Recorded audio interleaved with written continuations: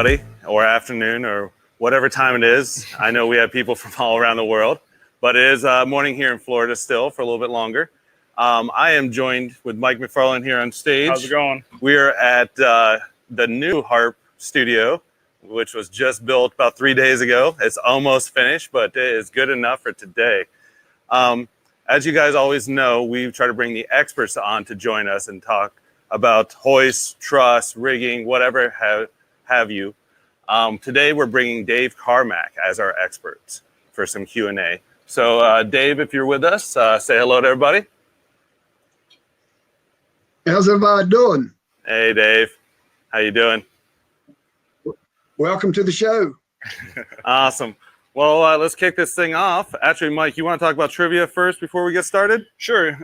So as always, we're playing trivia today. And at the end of the trivia, the first, second, and third place will get a T-shirt, and then first place will also get a hat. And then we have this fancy new bottle opener that we came up with. It's made out of star-rated chain.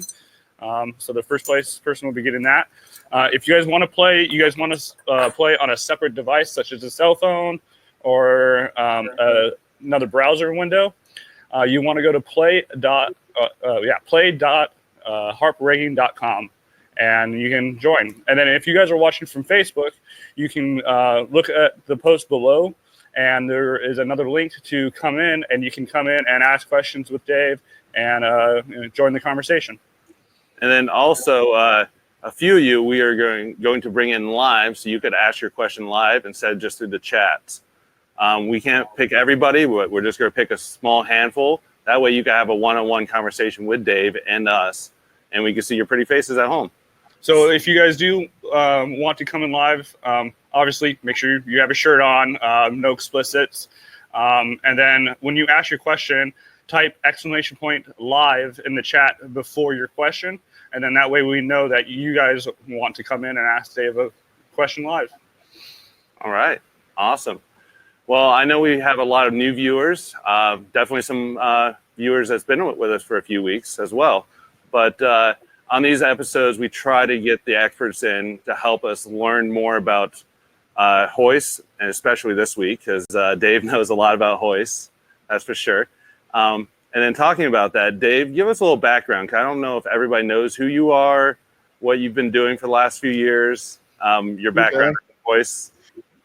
Well, I've been in the hoist industry for a long time. I almost give away one of the trivia questions just then, but I will make the folks do a little bit of math. I've been with in the hoist business for 42 years, or close to 42 years. In them 42 years, I actually worked for a manufacturer and I worked out on the shop floor, built hoist, tested hoist. I was able to go back to school and I was able to move into engineering. So for several years, I was the head of our research and development of our test lab, where I studied all the components of Columbus McKinnon, the manufacturer I work for. We studied, that's where we approve all of the parts and everything that goes into the hoist. We studied the hoist. There's not a lot that our engineers don't know about all of our products, and that is because we study them. You know, we kind of know, and I hate to use these words, we know the weakest link in a chain motor because we studied it. Not only do we study our own stuff, we have to look at the field too. So, you know, we're actually testing our competition. Just and in my classes, I will joke, and I don't know how many people here that sat through my classes before, but I love to have fun in my classes. So I'll make a comment when I'm telling this story is that's where we get all of our great ideals. But it's not, you know, at the time, you know, we were the #1 hoist manufacturer in the world. So, and I don't care if you're baking apple pies or whatever it is, #2's looking at you. #2's got you in the crosshairs. So we would always kind of do like dock audits. We would get our competitor motors and bring them in and look at them just to make sure that they're not kind of gaining on us. So I did that for several years, and then I was able to move into a product engineer. In my role as product engineer, I was one of the guys that actually designed some of the components and made things work. We made changes to the products. Somebody may ask, why do we make changes? If it's not broken, why fix it? Well, like I said just a second ago, if we're number one, if we don't change, number two is going to catch us. So, you know, we were always trying to improve on what we're doing. Sometimes we had to make changes because a component that we bought from another company, they went out of business, or they quit carrying that part. So we had to find new stuff. But anyway, I did that for several years, and then the opportunity to come out of a little 3-foot square cubicle and get out and basically travel the world and do motor schools. I joke with this and say that was a hard decision. I had to think about it for about a half a second. And that's kind of where I've been ever since then. Awesome. I know a lot of people in our shop has been to your class and has been educated very well for doing hoists and actually inspecting them properly. So we appreciate that. And that's also a great reason to have you on one of our episodes here. We appreciate the invite. Absolutely. So actually, let's start this off with a little bit of trivia, see what people know. Okay, we got to break this up a little bit. Perfect. Guys, so if you want to play trivia, you want to try to do it on a separate device or in another browser window, you can go to play.harprigging.com to join the trivia. We'll give you a couple seconds to grab your device here. And once we do that, we'll head into the first question. All right, Ian, go ahead and fire off that first one.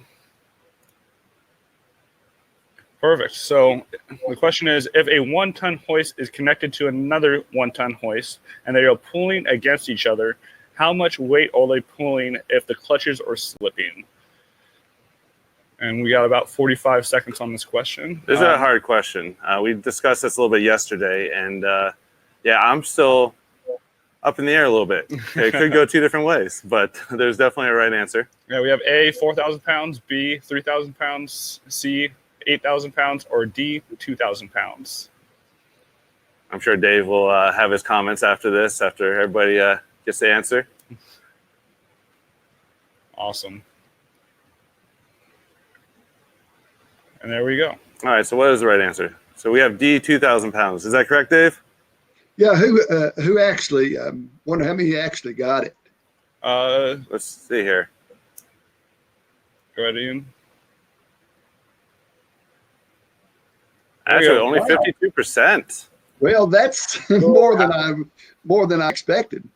I ask this is one of the kind of a trivia question that I ask in one of my classes. Just when you talk about chain motors for 2 days, people think, "Ah, Lord, what can you talk about?"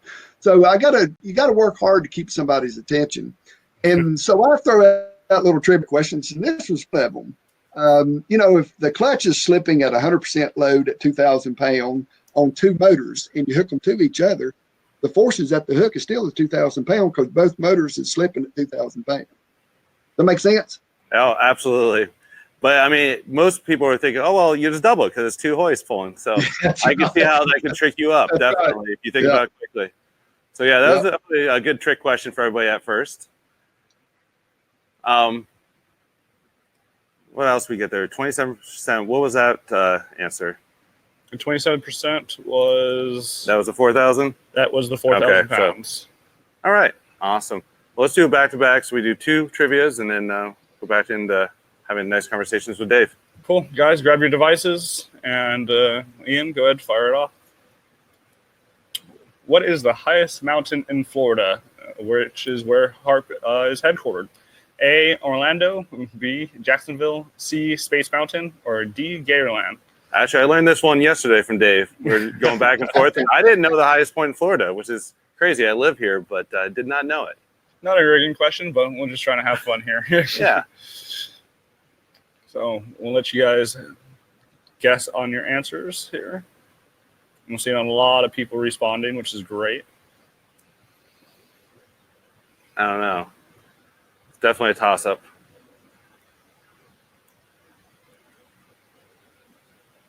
All right, so wrapping up.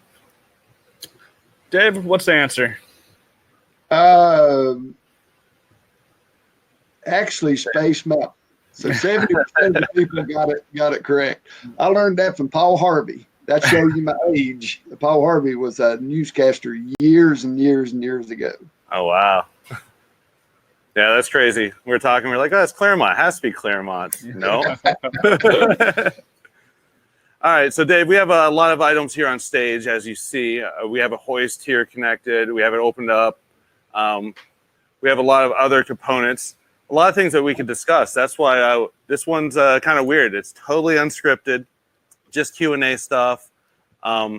So basically, we're going to let a lot of our attendees ask questions. We could either go hands-on with a hoist, talk about some hooks, talk about chain guides, anything. So this conversation can go anywhere. Yeah, so everyone start throwing questions into the chat. Well, you guys want to... I actually see James, I'm not good on names, James Aston. He must be asking about a trivia question. He says, doesn't the clutches slip at 4,000 pounds? That's true. We do set them at two. I got to quit saying we. But most of the clutches is set around 200%. But the context of this trivia question was if the clutches were setting at 100% load. So how much forces? We probably should have added that to the trivia, set at 100%. Yeah, all right. Fine. This is why give him an extra point for catching that. We apologize for that. All right, so what other questions we have from the audience? Is everybody shy today? Yeah, a little shy. Last week we had Andrew on. Everybody's asking him 1,000 questions. They're all about wire rope, which I didn't know it was that exciting until I got to know more. I was like, oh, we just hang stuff from it. It's fine. Anybody can do it, and it gets in depth. Definitely, it was a great conversation with Andrew. I'm sure Dave, you know Andrew from Silver State. Yeah. Andrew's a good friend. Well, yeah, I know. He actually called me yesterday and warned me that he was coming after me to stunt me on this class. Someone's asking, what is the weakest link of the hoist? Within the design, well, that's a loaded question. But within the design, we want the weakest thing to be the clutch. It's because I don't want to get ahead of myself because that may be one of the questions that's coming. The purpose of a clutch is to protect that hoist against people like me, because excuse the language, I'm an old redneck. And if I've got a 2-ton load and a 1-ton motor, I may look around and see who's looking, but I may try to put it on. I mean, you're going to run hard. The purpose of the clutch is to protect the hoist from us overloading it. So that's so all the other parts of a hoist really needs to be stronger than the clutch. But in reality, the next safest thing or the next weakest thing would be the stator itself. From an engineering background, whenever we kind of put trying to make things as idiot proof as we can make them. We put different levels of kind of hidden protections into a motor. The first thing, of course, we want to fail would be the clutch. And if the clutch would seize up or whatever, then the next thing we want to go would be the stator would stall. There's not a lot of design factor into the stator when it's lifting a load. We want the stator to stall to prevent a load from going on it. Well, there's ways around that. If you got a 1 horsepower application, but you put a 2 horsepower motor in it, then it's going to pick up a lot. So if the craziness or the stupidity goes out there and that's what you've done, then the next thing we want to yield would be the hooks. We want the hooks to start opening up. And when the hook starts to open up and the latch pops out, that's got to tell us we're doing something wrong. Absolutely. So after that, we really can't help people. Now, that's actually a good question. When do you actually see a hook starting to open up? Like 200% of load, 300%?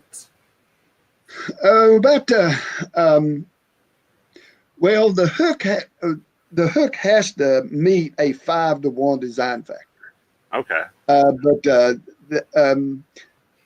that doesn't mean when it's going to start to deform. I even say this in my class that a hook may start to deform at 3.5 times, but it just can't break or can't drop the load at 5 times. Gotcha. So whenever you put I know it's going to sound stupid, but if you put a 5-pound load on a hook, if you can microscopically measure that hook's going to move. So the more weight you put on it, the more it's going to move. About 3.5%, 3.5 times the working strength, the hook will open up to the point that lets the latch pop out. And I'm talking as a new hook. It don't have any fatigue or anything on it. I'm just kind of talking about a new hook. Gotcha. All right. So, yeah, that's actually a good trivia question. Maybe we'll use that down the road in future weeks for sure. Awesome. Right. There's a bunch of other questions coming in. Someone is asking, what is the type of wear pattern that you would see on the chain that would associate with damage from the lift wheel?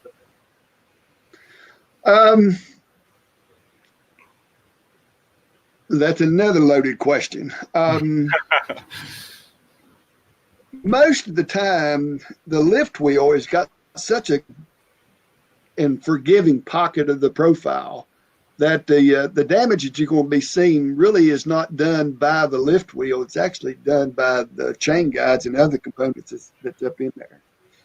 If the chain starts to wire and it kind of gets outside of the the pocket profile, and then it's not laying down in the pocket, it's being shoved up against the chain guides.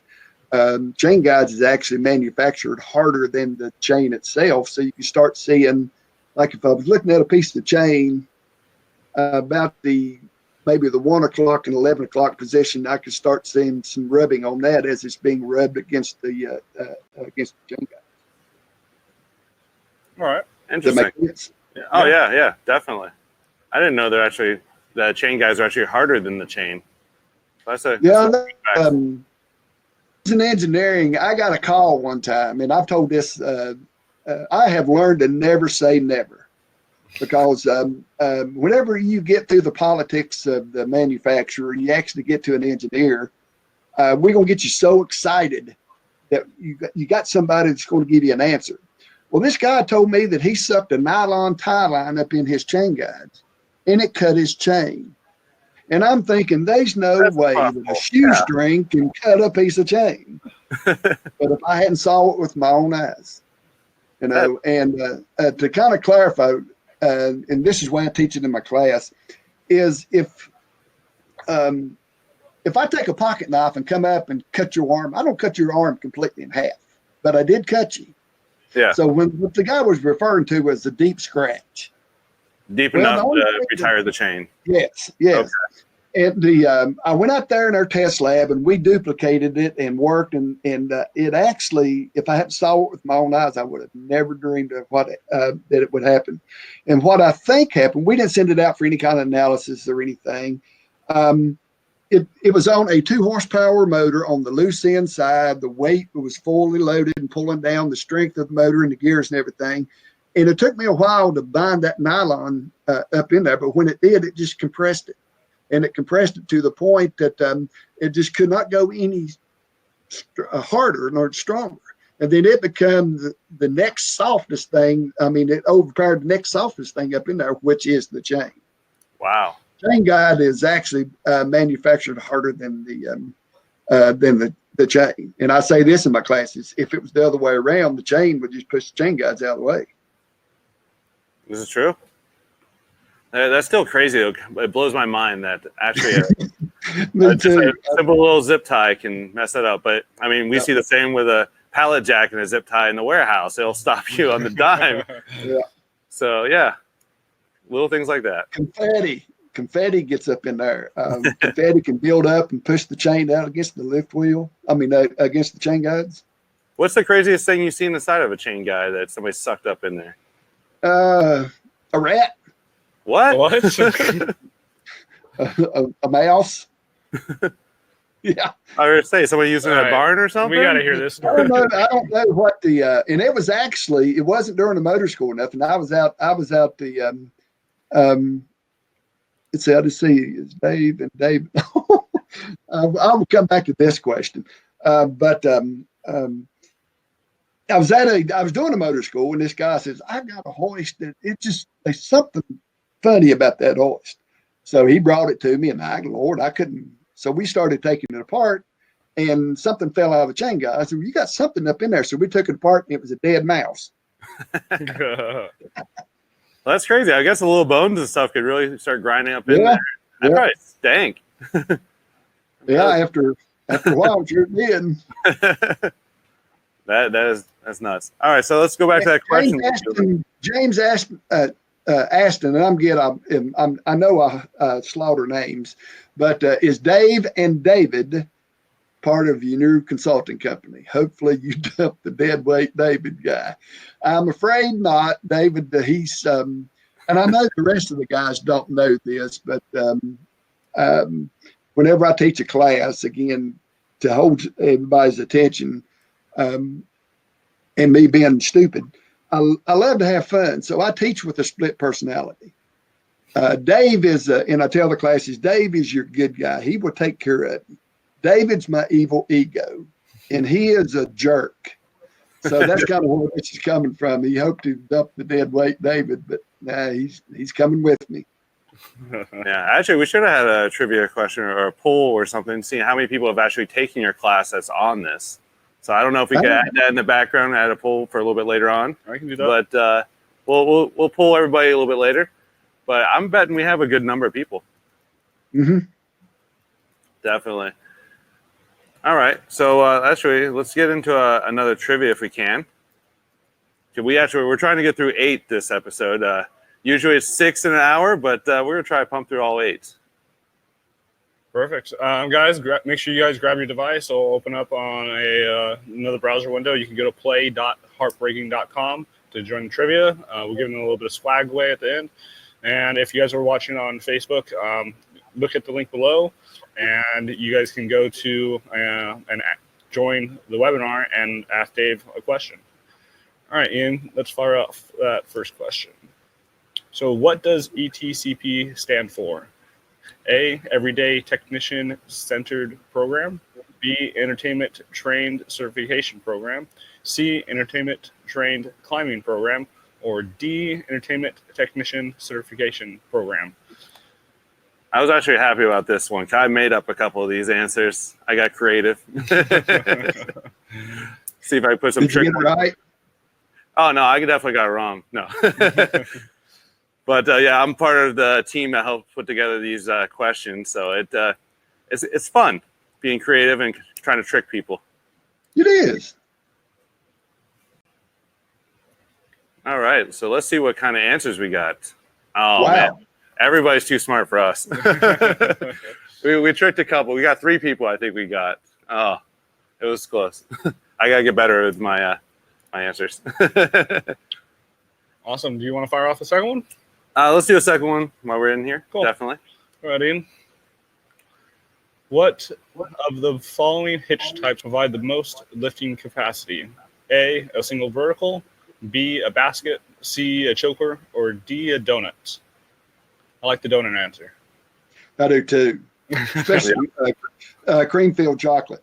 I think we're giving away that one, but and also you guys hear us referring to Ian. Ian's in the back running everything for us, but we're not going to put him on camera right now. They're still finish up the design of that studio. They got it functional today for us, but hopefully another week we'll open up the camera shots of the back room. You can see the rest of the studio. It's pretty impressive for sure. It's impressive, just not pretty yet. But Ian's killing it back there for us. All right, so final answer, B. 88%. Yeah, okay, we need tougher questions for sure. Definitely. These guys know what they're doing. Perfect. Let's look at the leaderboard and see what we got.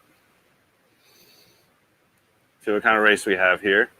Cool. It's a pretty close race. We got Kevin in first, Josh in second, and Larry in third. All right. And pretty close right there. I mean, second and third is only a point difference. We actually have a lot of people in this race today, so this is awesome. Yeah. Still at least 4 more questions, I think. Maybe 4, if we get them in time. we like to end at the top of the hour here, because I know everybody has other commitments. So let's see what kind of race we have. All right, so let's go back to some other questions, see if anybody wants to ask a live question to you. I don't know if I've seen anybody go for a live question. Or is everybody still in their pajamas or shirtless this morning?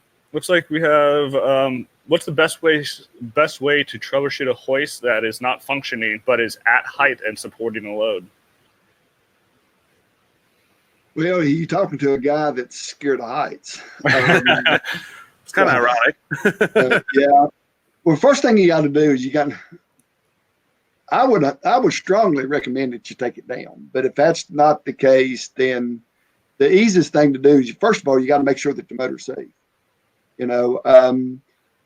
Make sure it's not grounded out. Make sure it's not voltage going to the frames and things like that. And the easy way to do that is just with a voltmeter.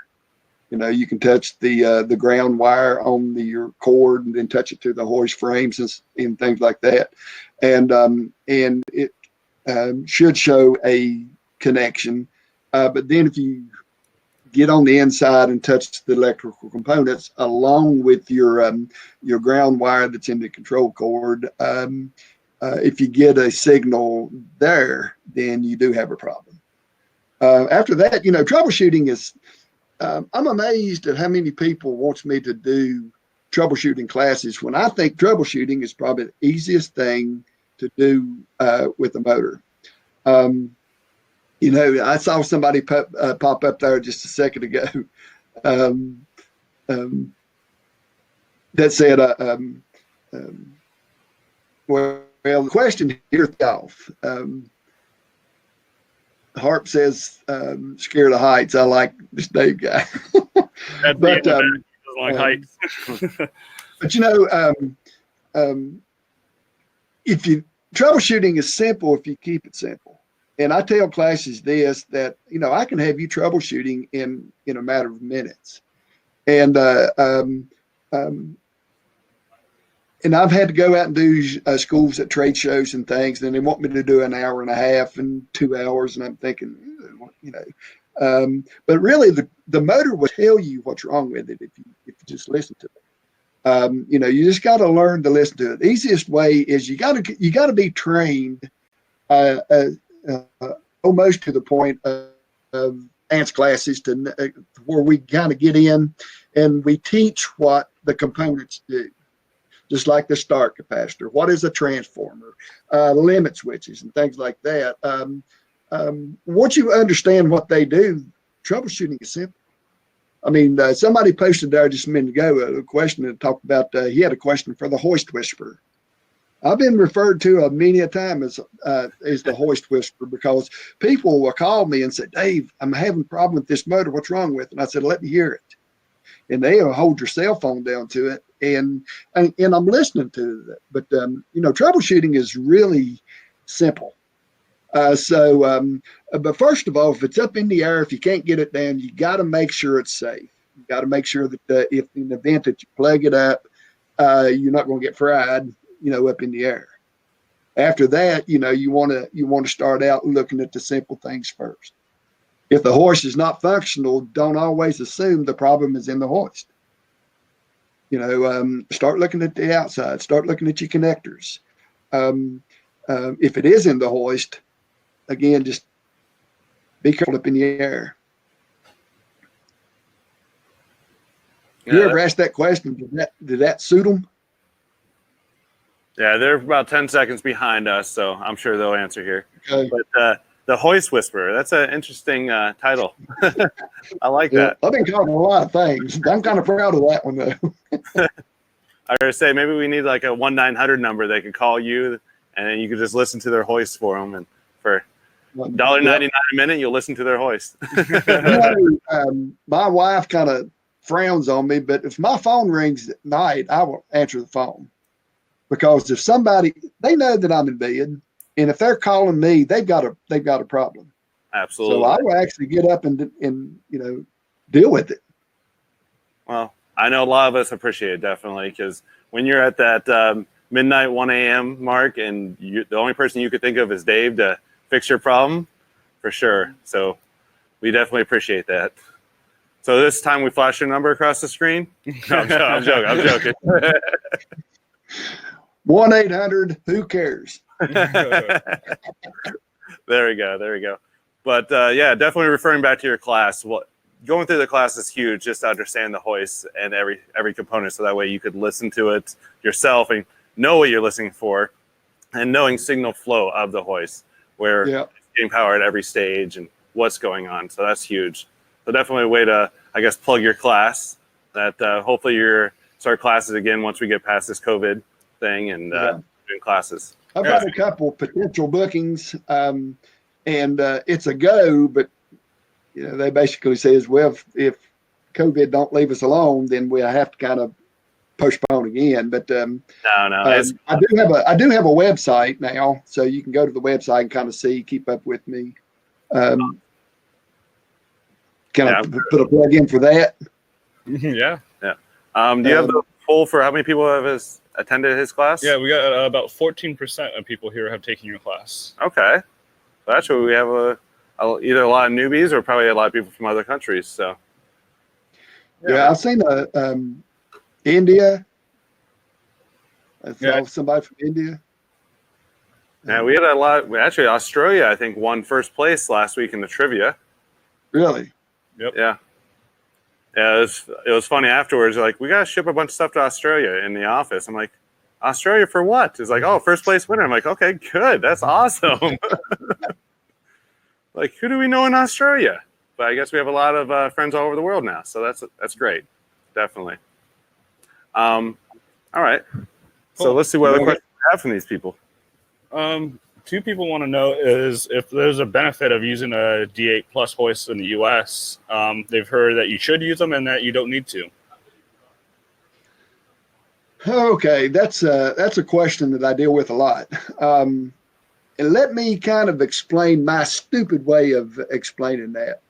A D8 Plus is basically a German recommendation or a German code of practice over there. It's really not recognized over here. It is safe. It is, if I was over there, I'd say absolutely. The extra you put into it is, it works great. But the way I kind of explained about over here, I worked for this company for 42 years, and I drove the same road for 42 years, and the speed limit's always been 55 miles an hour. All right, one morning, the Virginia State Trooper, he pulls me over and he says, my gosh, buddy, he said, you know how fast you was going? Yes, sir, I do. I said, I was doing 212. He said, why? And I said, well, they do it in Europe. So what's that policeman going to say to me? I don't care what they do in Europe.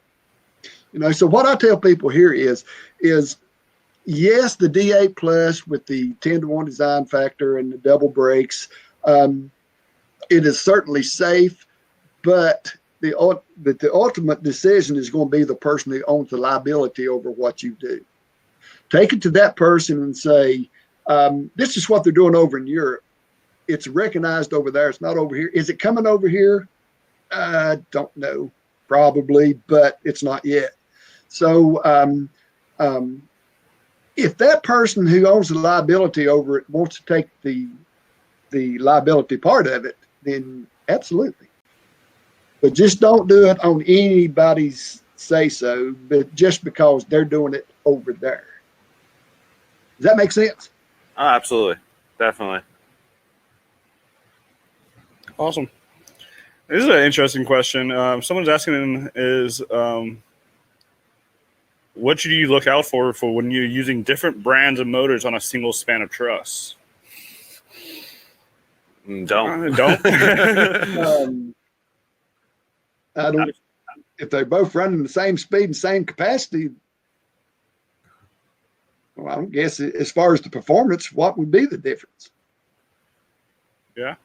The hoist are stupid. They don't know what their neighbor looks like. This is true. I've only seen it a few times, and it's just awkward looking up and you see, a CM and a Chainmaster or whatever have you. It's just like that. It doesn't look right. I mean, yes, we know they're safe ideally, and they've all been inspected and everything's proper, but it just doesn't feel right. Yeah.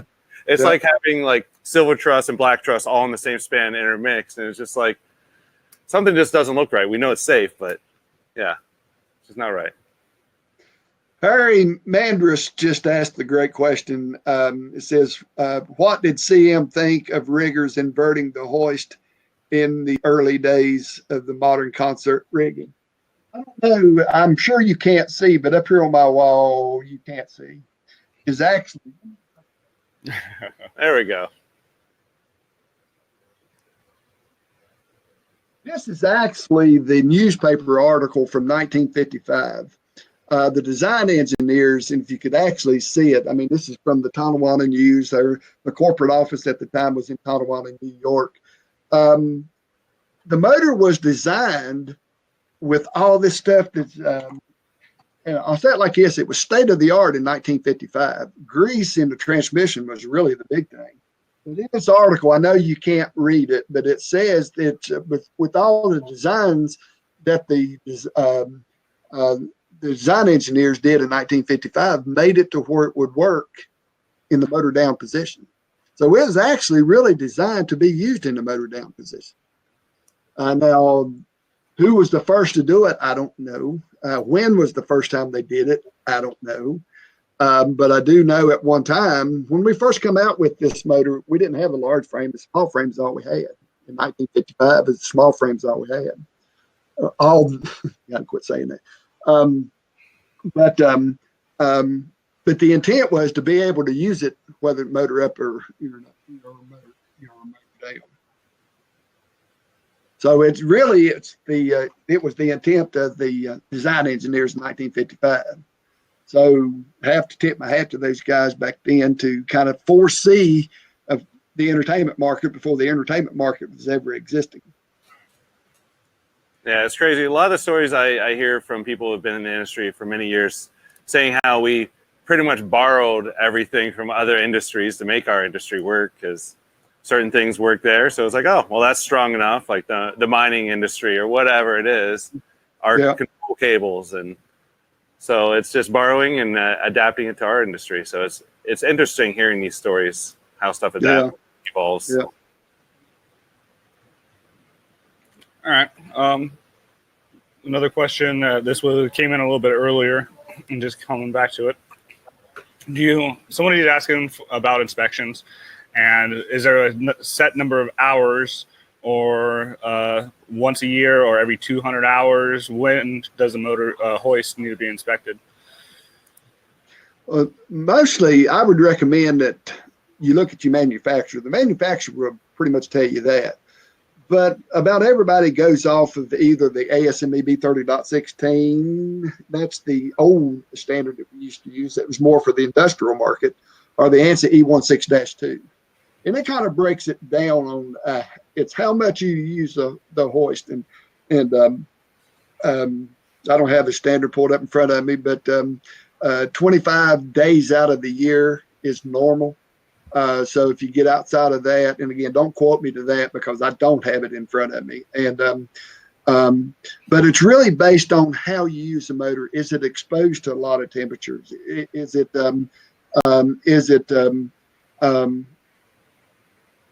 outside all the time, and introducing the elements of nature, which is introducing rust into the system. So it's really how often you inspect is up to the manufacturer, and they base it off of standards. You really should get the standards and read it. There's ways to kind of get around that, but most of the time, and I say this in my classes, that I'm sure that there are situations that get you outside of the normal service class because the authors of the standard gives you other options. But I dare say the biggest part of the hoist that's being used now is the normal service classes. And based off that, your annual inspection should be done at least one time a year. Yeah, gotcha. And we see a lot of that here in our shop. Like we have some people that have a couple of hoists that they have in their shop that they use 5-6 times a year, and that is it, or 5-6 days a year. And then we have other hoists that come through the shop and they're outside in the rain, the snow, the whatever, and they're just run through everything.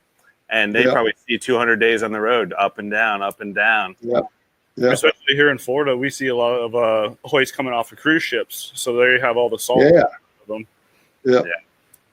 So a lot of different experiences for all these hoists out there. They get abused for sure. Yeah, they do. And, you know, and I kind of say this in my class, we think about motors differently than we think about anything else. I was doing a school one time, we talked about the D8 Plus, and this is just me getting off the subject. But I was doing a motor school, and somebody brought up about D8 Plus. People can get under the load without tying it off if it's a D8 Plus with the 10-to-1 design factor and the 2 brakes that, in the case one brake fails, the other's going to hold. Somebody in the class asked the class and said, if you walked into a factory and there was only one door in and one door out, when you walked in, then you turned around and you looked, and there's a 40,000-pound load hanging over that door with a hoist. Would you feel comfortable walking back underneath that load to get out? Well, everybody said, well, no, but we do it in the entertainment every day. You know, we should tie it off. That's where the D8 Plus comes in. But we think about hoists differently than we think about anything else because we kind of take them for granted. It's like you say, they make our life easier. We depend on them and we abuse them. Yeah. Yep, definitely. Absolutely. Cool. Some other questions coming in. Hoists that have 2 whips, so one for power and one for control. Does one fail more than the other? I'm guessing it's which one you are picking it up with out of the case. Yeah, most of the time we see the people that grab it. That's kind of where I was going with it. Mostly, I can't really say one fails more than the other. Most of the time, though, it's a connection point that's with the pickle. You know, I've had people say, well, I'll change out the pickle whip and throws away. But I've had in one of my troubleshooting classes that I was working with, somebody presented me one to work on, and the copper wire was broke down in the cable. How that happened, I have no idea. So again, anything's possible, but I can't say one control wires any cords is more risky to getting damaged than the other. And what you said a minute ago about which one are you using as a handle, that's most common, I think. Yeah, that's a big thing. Yeah, for sure. Going back to what you said, a pickle. So that was one term I've asked a lot of people, and we still haven't got a solid answer where the term pickle came from.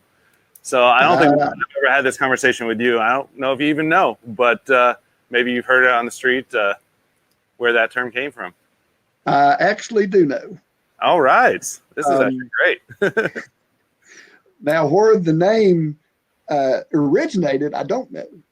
But, most of the rigging come out of the Navy. You know, you got your knots and your stuff. So a lot of it has to do with practices in the Navy. Well, the bombers in those days, the button that they would push to drop the bomb was called a pickle. So when they come out, and somebody told me that at that point is you're in a pickle when we drop that bomb on you. Okay. So, but the button that we had on our motors at that time looked like that button that was in that airplane. So it just kind of come out with it. I don't know if you guys remember Wally Blount. Wally Blount was the originator of this entertainment with Columbus McKinnon. He was one that actually told me that. All right. That actually makes sense. Yeah. So it all came from the Navy. Yeah, that's what again, I know that to be true, but I don't know. I mean, it makes sense for somebody to say, well, if I drop this bomb on you, you're in a pickle. So that's why they call it a pickle button. I can't confirm that, but If nobody else can either, then I'm gonna claim it. Yeah, I've seen some creative pickles. I've actually even seen pickles look like pickles. So Yeah.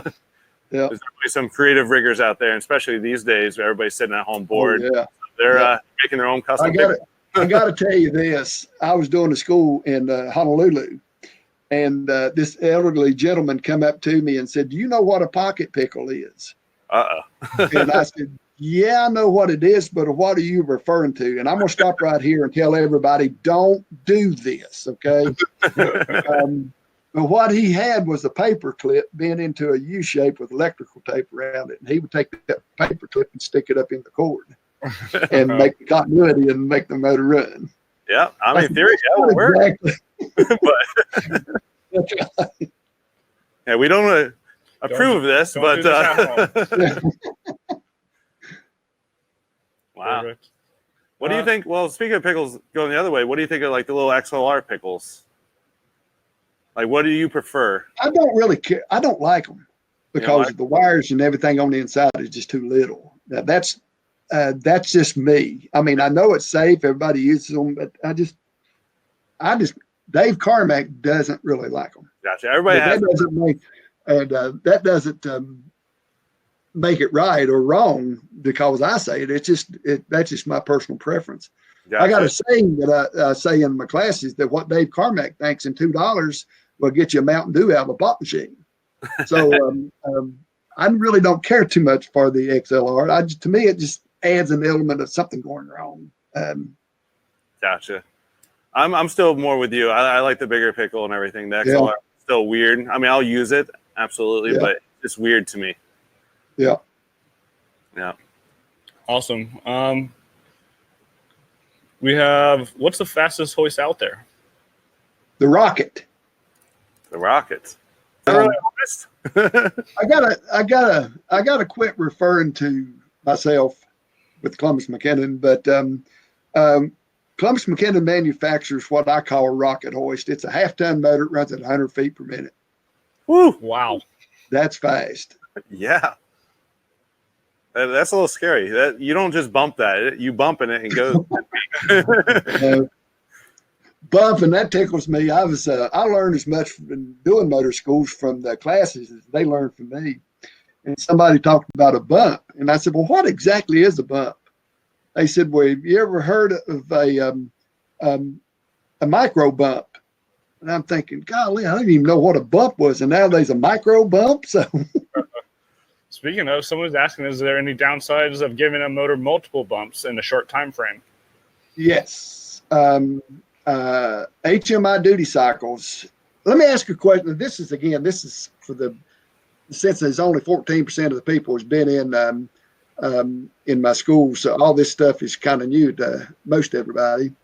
I would tell my classes, if I walk up to a hoist and that hoist does not have a load on it, and I just hit the pickle, and the motor starts, is that the inrush current coming into it, is that equal to 1 if I walk up to a motor that's got a massive, massive overload and I hit the pickle and the stator stalls? Is inrush current and locked rotor current, are they the same thing? All right, well, yeah. Yeah, I mean, that's a good question. Let's just see what we get in the chat, see if anybody answers that. Okay. We'll give them a couple seconds here. I kind of like these pop questions. We need to figure out how to push this in there quickly to trivia. But this is Someone awesome. says yes. We got a yes.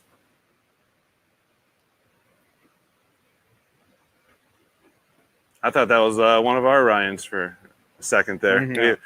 We have a handful of riggers that do a lot of jobs with us. I thought it was one of our guys. Looks like so we got some yeses coming in. Someone says no. Oh, it looks 50-50. Someone says no, startup, much more.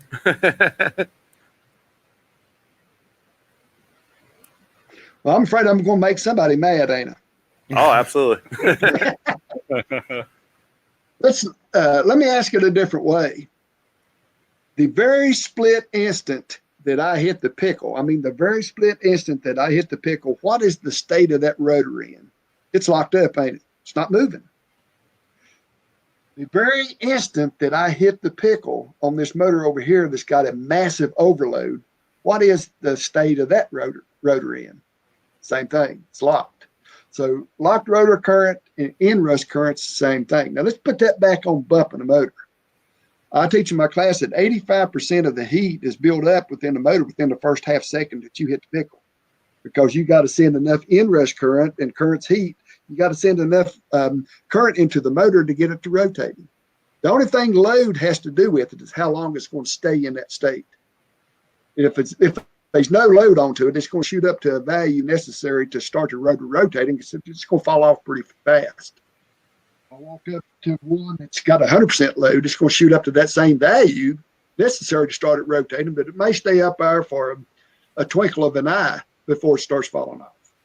I walk up to one that's got a massive overload, it's going to shoot up to that same value, but where it never starts rotating, it's just going to stay there.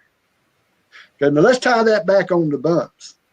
85% of the heat is built up within the first half second. So, and I know we've all seen it, and the first load in I saw, I'm not going to mention who it was down in Raleigh, North Carolina, and they had this land array that they couldn't get a pin in it. So one guy was underneath it, and jumping up and down on it. Somebody else had a hammer, beat the pin, trying to get it to go in. And this gentleman went over to the controller and went click, click, click, click, click, click, click, click, getting it bouncing before he can get the pin in it. Well, and I'm thinking to myself, they have no idea what they're doing. 85% of the heat is built up within that first half second. There's an organization called HMI, Hoist Manufacturers Institute. That kind of gives you guidelines of how to not overheat your motor. That's one of them. You're only allowed 300 starts per hour.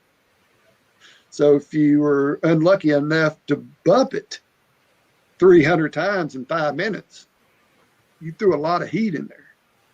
So, yeah, bumping a motor is really not good. Gotcha. Yeah, I've seen him plenty of times. People just bump. Yeah. But then also you see it over the whole span of a truss or whatever you're suspending, just bouncing. Yeah. Increases So yeah, your load's changing as well. Yeah. All right, so we're almost at the top of the hour. I don't know if we have any more trivia that we want to wrap up. We'll definitely continue with more Q&A after this, but I know some of you guys will start to hop off, and we want to end the trivia and definitely crown a winner for this week. Yeah, we can fire off 2 more questions. All right. Guys, remember, if you guys grab your other device or in your other browser window, go to play.harprigging.com, and we'll give you a second to grab your device, unlock it, and all that, and then we'll fire off a question. Go ahead, Ian. All right. If a safety latch on the hook is not closing correctly, what do? Do you tape it closed just to finish the job? Run it anyway, but run slowly? Zip tie the shackle so it won't come out and continue moving the load? Or remove from service if latch cannot be repaired or replaced immediately? That's a good question, because I'm sure a lot of people on job sites. I've seen all 4 ways. So a lot of people on job sites are just trying to get it done, but you got to do it safely.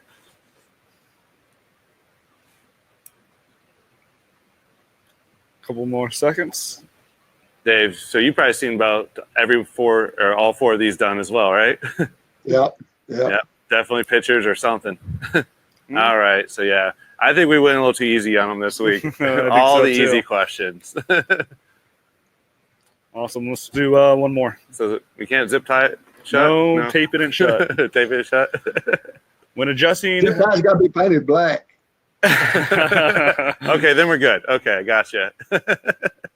When adjusting the AC brake on a hoist, what's the best type of fluid? What type of fluid do you use? Tesla coolant, 10W30, WD30, or this was a trick question and you don't need fluid. Gotta get that Tesla coolant. Yeah. Gives it extra 10 horsepower.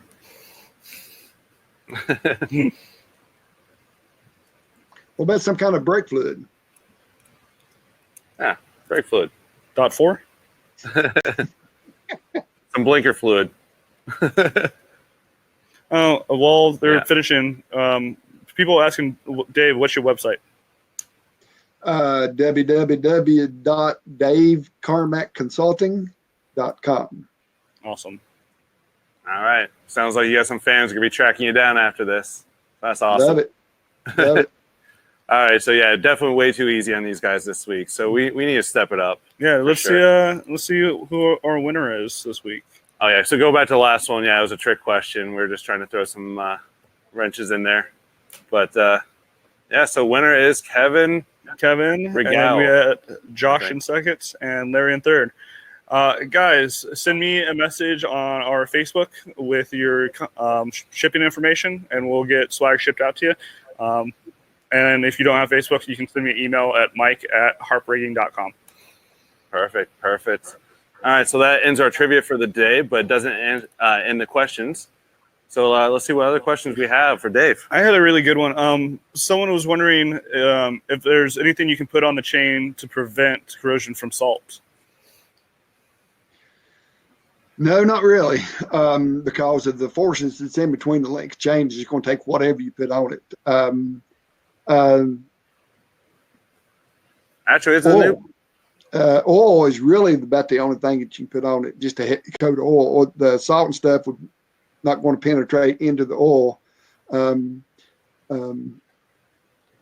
really, our chain has to handle. I mean, I'm thinking and talking at the same time, and that's scary. That's one of the procedures that we have to test as far as salt intrusion. If we qualify a piece of chain, we got to dip it down in salt, pick it up. We got to do that so many times, and it can't really go so deep into the surface of it. And but really, oil is really the only thing that that's going to really prevent it. I've had people say we paint ours, but you're wasting your time painting it. I mean, that's going to cause you problems up in your chain guides and your lift wheel. Yep. I don't want to give away my secret, but does anybody know the forces in between the link of chain when it's just supporting a 1-ton load is tremendous. So whatever you put in there, it's just going to push it out of the way. That actually brings up another question. I know you know a lot about CM chain. Is the black chain better for salt? The new black chain that they have, or black chain is equivalent to the silver chain. Okay, so there's no difference really for outside protection. Yeah. Okay. Yeah. It was that was the directive. The reason we come out when we started the CM chain, when we started, we just had that oil and burnish, which is just bare metal, which kind of cooked in oil. And then, but it would rust pretty, you had to put a lot of oil on it. So we were forced to we come out with a phosphate chain, and our first go around, we were horrible. I mean, it was a disaster. I mean, it was kind of like a Permatex. I don't know if you guys know what Permatex is, but if you get a little dab of Permatex on you in 15 minutes, you got it from head to toe. Yeah. And that's kind of the same way the phosphate was in yesterday's. So we kind of went away from that and come out with the plated chain that we got now. That's the silver plate. Well, that's really good against the slowing down rust. Ain't nothing will stop rust. It'll slow it down. But the downside of it is the motors are black, the stages are black, and everything is black except you got a big shiny mirror-looking piece of chain out there. So the market kind of pushed us in to try to go away from the shiny grease into shiny chain to something that's more you can't see. So that was the directive, that the chain had to equal the current plated chain. All right, definitely. Yeah, I'm still back and forth on the black chain. I like it a lot for like theater use. It's hard to see if you have like a double reeve hoist, and you see if you have any twists in it looking straight up it. Yeah. So, like some of the ballrooms and whatnot, you look up, make sure you don't have any twists when you start. But that was my biggest downfall of the black right now. But I like the black because it's as a special process that we do to kind of the phosphate is actually penetrated down in the chain a little bit. And so it's easy to inspect when you can see the nicks because you got a black dull looking finish on it. And then when you got a nick, it kind of stands out. I kind of like it as that aspect. Yeah. Yeah, I gotcha. And actually, that's the same with our black truss. It's easy to inspect real quick because you can tell if there's a big shiny spot, they got hit. Yeah. Definitely. Spencer A. Sup is asking, when adjusting limits, how many links is one tooth? Well, in the design world in which we don't live in, on a large frame Model L motor, one tooth is 3/4 of an inch. All right. But again, I stress that is in the design world, in the perfect world in which we don't live in, because I've actually seen it. You know, when the switch starts to wear out, it's a simple micro switch, and inside of it is a little leaf spring, and whenever it starts losing its strength and stuff, I've actually seen one notch maybe move it 6-8 inches. Wow. And at that point, you change. I mean, your limit switch is really starting to, fail on you. We actually have a hoist open right here. We could show you how small. Sure. Yeah. How small that is. That actually gives it 3/4 of an inch. Yeah. Can you move the PC over here? I don't know. Should reach. All right. Let us refocus some cameras here. We run a skeleton crew, so just a handful of us. All right, so Mike's here to show us the limit switches. I don't know if all of you guys opened up hoists before, or some of you guys might be newbie riggers, but we have a large frame 1 ton here. Oh, so there we go. We have the limit switch here, and this piece right here is the actual switch. It's a tiny little piece of plastic. Actually, I mean, Dave Dave probably knows more about this than we do. So, Dave, tell us what you're doing good. I was going to say, we're going to say something stupid, and Dave's going to call us out. Well, this is a great example. I mean, and I even teach this in a class. I want you to notice on the limit switch that's got the lower limit writing on top of the insulator. That insulator is just an insulator to keep you to reduce the risk of getting shocked. If you look on the top of it, it's going to say lower limit. But if you look on the other side of it, what do you see? If you pull back on that, what does it say on the other side? Upper limit. Upper limit. So does that mean that when you're setting the limits, if I'm going to be using it in the motor up or the motor down position, I'd set them differently? If it's in the motor up position, would I set it to the other side? If it's motor down, I'd be looking at this side. Well, no, it doesn't. And again, this come out of the days that it was an industrial hoist. It's always hung up in the air. What a bill of materials is for the company is just a list of parts that goes into the hoist. Whenever, and for us to keep up with the inventory. So as they take the motor, as they build the motor, the part number for that insulator, it calls for 2 of them. We just turn it over to use it on the other side. Then the folks in the entertainment especially got to use them in the motor down position, and somebody come up with that. And that's they was teach if I'm using it in the motor up position, I'd be looking down on the motor, so I would see it as it's supposed to be. But if I'm using it in the motor down position, I'll be looking from the other side, which is going to make it wrong.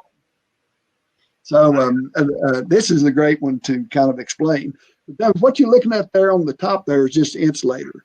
As he pulled it back a minute ago, these 2 wires is actually touching that plastic switch that's in there. That's actually it's just a micro switch.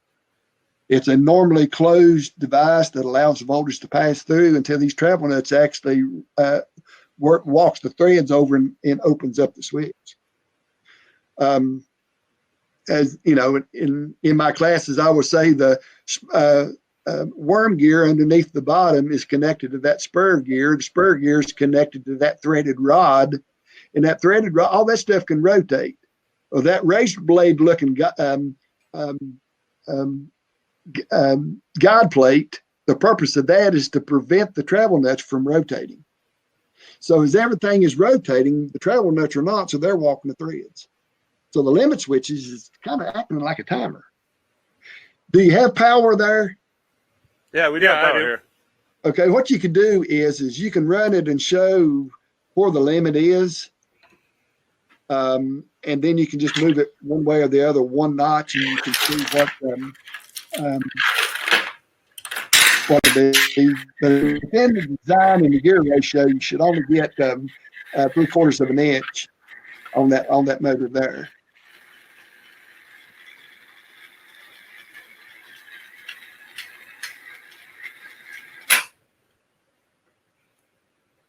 All right, so how many links we have out, Mike?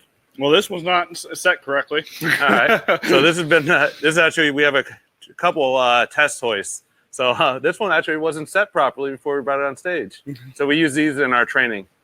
So this one was not right. So this is perfect. We could talk about setting it properly. This one's actually due for inspection as well. So, all right.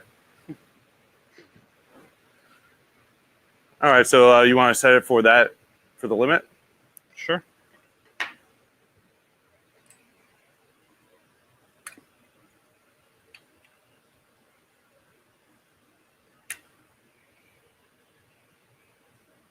I say no pressure, Mike. There's only 66 people staring at you. Huh?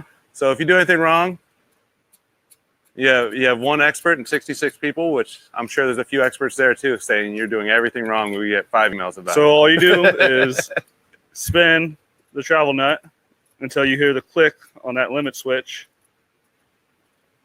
And then you take the blade and put it back into the travel nuts and lock everything back down. And that's how you would set the limit. Perfect. Here's let me play the devil's advocate. What if you can't hear the click? What if you're doing a load in and they're doing vocals or somebody's banging on a drum or something and you can't actually hear the click? How else can you verify that switch is opening up? You can use a voltmeter. Absolutely. Just set it on continuity or resistance and watch for the signal to go away. All right, awesome. So yeah, we're giving everybody a little bit of knowledge here. This is not certifying you guys to do your own hoist or whatnot, but is also just giving you a little teaser before you guys attend Dave's school, for sure. Yeah. Somebody asked about Wally. Somebody tried to pronounce her last name. It's Cindy's Bew. Where you at? It's at the bottom of my screen. Cindy. I don't have Bew marriage. How is Wally B? I assume he retired. Yeah, Wally retired, and Wally has had cancer, and he's had part of his lungs taken out, and he's doing really good, except he slowed down a lot because of the cancer, but he's not looking back. He's got a cabin up in the mountains. Awesome. Yeah. Perfect. Yeah, speaking of not doing bad, you got a big old farm out there? A bunch of head of cattle? Who, me? Yeah. No, I don't have a big farm. No? How big is your farm? It's kind of funny. I was talking with Andrew Rogers last night, and I was outside because I had my grandkids here at the house, and they were grandkids. And so I took the call outside, and Andrew stopped his conversation and says, "Are you outside?" He said, "I hear birds chirping." I said, "I forgot you're in the city. You probably don't hear that." Well, I was talking to somebody else, and they were upset with us because they are having a problem with the motor. And a cow moved in the background. I was outside with that one, and that just kind of stopped everything. They said, "Is that a cow?" So, we do have cattle, but that's about all. I used to farm a lot when I was younger, raise tobacco and things like that, but cattle's about all we fool with now. All right, so just beef? Yeah. No dairy. All right. Yeah. Awesome. Way easier. Yeah. Definitely. Somebody says, "Dave, talk us through setting the limits." Do we want to do that? I don't know if we have time for that today. We need to wrap it up. Okay. But Okay. definitely, I think we should do an episode just on maybe limits and just hoist themselves and kind of do a little recap for sure. But we need to wrap up today. This has actually been awesome, just being a free for all. Just let the questions run and see what direction we go, which is great. But That's Dave, what I liked about it.